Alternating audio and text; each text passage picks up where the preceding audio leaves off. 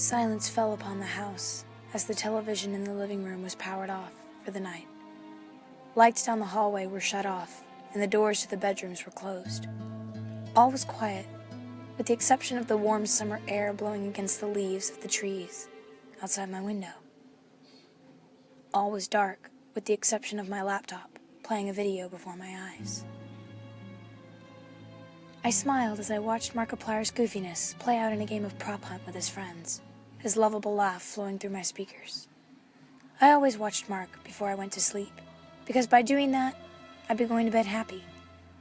Mark was the light in the darkest corners of the world. I never let a day go by without seeing him at least once. No one ever bothered me when I watched him. My parents knew better, and my brother was always off doing his own thing in his own little Minecraft universe. Every night, it was just me and Mark. That is, until he decided to make an appearance. Lately, he'd been popping up at the end of almost every Markiplier video I viewed.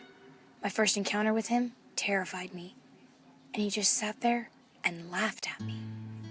I remember the rapid beating of my heart, the terror in my voice as I struggled to form words without screaming, and the cold sweat that trickled from my brow. He always had that sinister smile, as mischief glimmered against his pitch-black eyes, licking his lips with pleasure and running his pale white fingers through his matted black hair. The M I knew and loved was always replaced with a D when I saw him. White, against the tight black t-shirt that defined the curves in his chest and abs. He seemed to enjoy torturing me with his presence, and for a while, I was honestly scared. However, now, he was just becoming a pain. His visits were becoming more and more frequent, and I was growing used to them. He didn't scare me much now. He just annoyed me. I knew he could see he wasn't causing me displeasure and discomfort anymore. So why did he keep coming back around?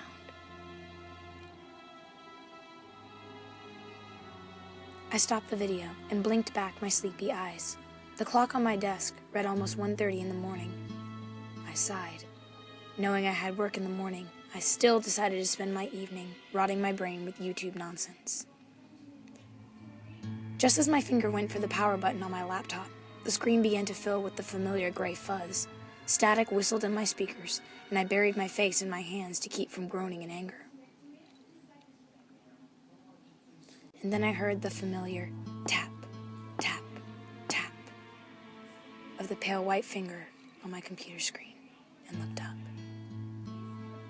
"Hello, baby," he said huskily, curling the corners of his thin, pale lips up into his signature smile. "Hello again, Darkiplier," I said with disinterest. I actually thought I was going to be able to make it through the night without seeing you. "Oh, is that any way to treat a friend?" he said, a fake pout on his lips. Such rudeness, the nerve of some people. "What do you want?" I said, pinching the bridge of my nose with annoyance. "I really don't have time for your silly games tonight. I have work in the morning." Dark just stared at me, resting his chin in the palm of his hand as his black eyes scanned me up and down. He looked as if he was searching for the answer to a question he had asked himself, and the answer was embedded somewhere within the awkward woman that sat before him. "Tell me something, love," he said, with a soft sneer after studying me for what felt like hours. "What does Mark have that I don't?" My eyes widened at the sudden question, and the pace of my heart began to increase. I felt heat flood throughout my face, and my words were caught in my throat. Why was Darkiplier suddenly so interested in my love for Mark and his work? What happened to Dark being the little trickster and twister of my words and mind? What kind of a question is that?" I said softly, in an attempt to keep my cool. "A question I demand that you answer," he said, balling up his hand into a fist as if he planned to punch a hole straight through my computer screen. "What makes Mark so special to you?" I swallowed nervously, feeling the lump in my throat. Yes, Mark was special. Not just to me, but to millions of people. I was just one in those millions, so it didn't really matter. What was the point of all this? No, I thought to myself. This is ridiculous. Why would Dark just drop in to interrogate me and not try some dumb scare or practical joke? Something is off here. This isn't his normal behavior. Something's different. What are you trying to prove here, Dark? I asked with agitation, folding my arms across my chest defensively. That I love Mark? What does it matter to you anyway? You're Dark. That's a given. You're the evil half of Mark. Why do you suddenly care? Darkiplier's smile was growing more and more sinister now, and his eyes were glowing with anticipation. Ah, there she is. There's the you I like to see. What are you going on about now? I asked with a roll of my eyes. Your agitation, he whispered slyly. Your anger, your annoyance of me, and your hatred. Oh, it's fantastic. It suits you well, sweetheart. Stop it, I said flatly. Just stop it. I'll shut this computer down right now, if I have to. I'll... My words were cut off by the feeling of something cold being pressed against my lips. Shh, he whispered. Sweetheart, if you really didn't want to see me, you would have turned me off a long time ago. I felt my entire body go numb at his touch as a wave of shock overtook me. My eyes never left his. It was like looking into a forever abyss with no promise of seeing any sort of light. Dark licked his lips, laughing quietly under his breath. This wasn't normal at all. Has he had this power all along? All those times he'd talked to me before, could he have easily reached through my monitor and slashed my neck with a single stroke? I jumped up from my chair, only to trip over a pile of dirty clothes on my floor. Damn me and my untidiness.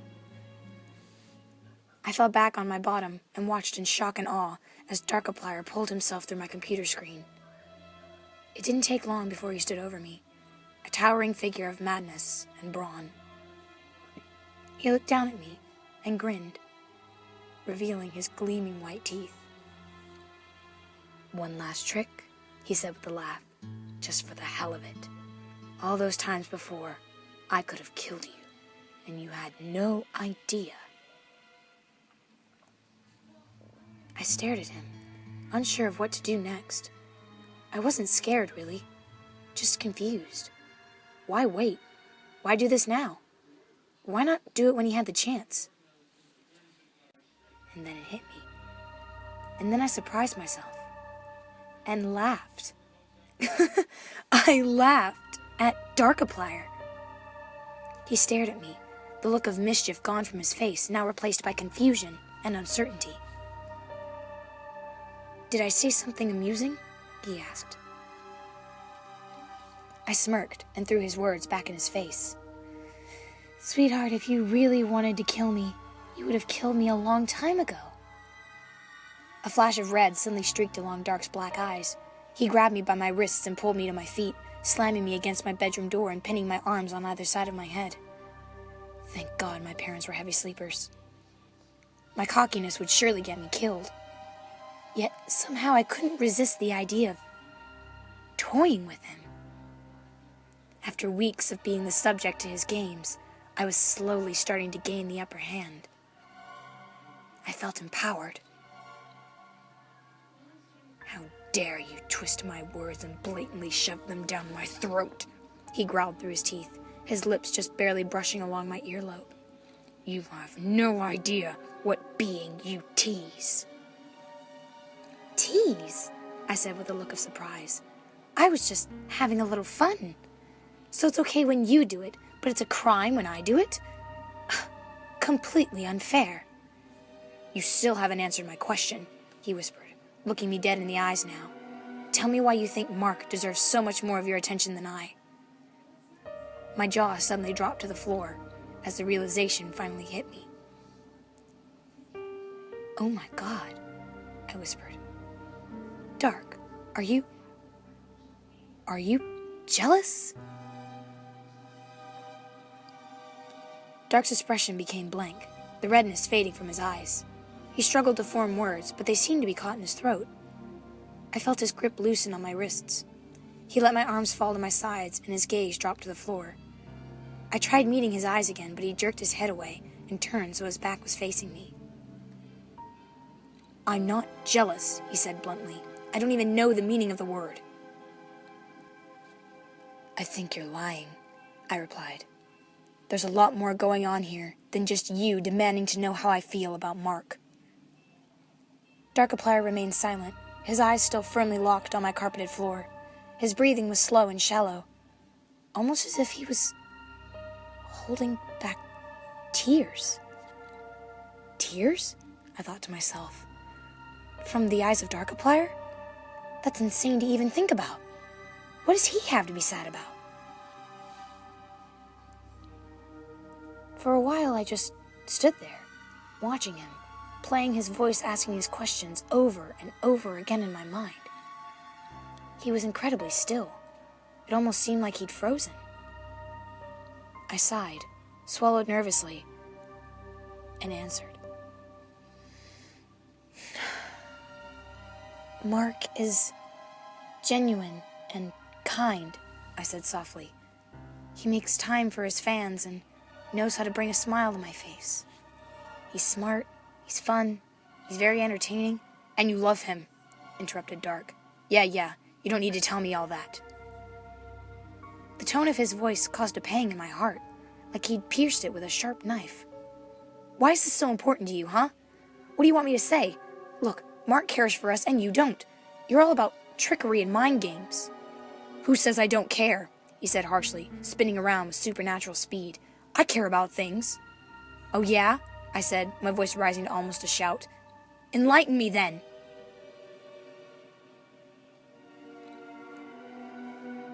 Dark took both his hands and ran them through his matted locks of black hair, squinting his eyes and gritting his teeth in an attempt to fight back the sparkling tear I saw forming along the rim of his closed right eye. His lips quivered as he was also fighting back the words he wished to speak.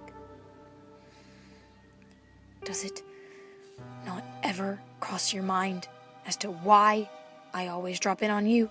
he muttered almost inaudibly. "I assumed you did it to everyone who watches Mark's videos," I said with a shrug. "Or you're just bored and want to cause a little ruckus." "That's the damn point," he sneered, untangling his fingers from his hair and opening his eyes. I don't do that to everyone that watches Mark." I rolled my eyes and pinched the bridge of my nose again. "Are you expecting me to believe that you only pay me visits when I'm online? Oh, please, even I know you're not that soft. Besides, what makes me so special anyway?" Dark wasted no time with his reply, but it wasn't the quick reply that surprised me. It was the reply itself that really got me. "You are genuine, and you are kind," he said slowly, looking me in the eyes now. "You're smart, you're fun, you're entertaining. You're everything I wish that I could be, but know that I can't." His voice trailed off into silence. I felt the blood rush to my face, turning my pale white skin into a bright shade of deep crimson. My heart rate began to accelerate, and Darkiplier cocked his head, like he was listening to the rapid beats in my chest.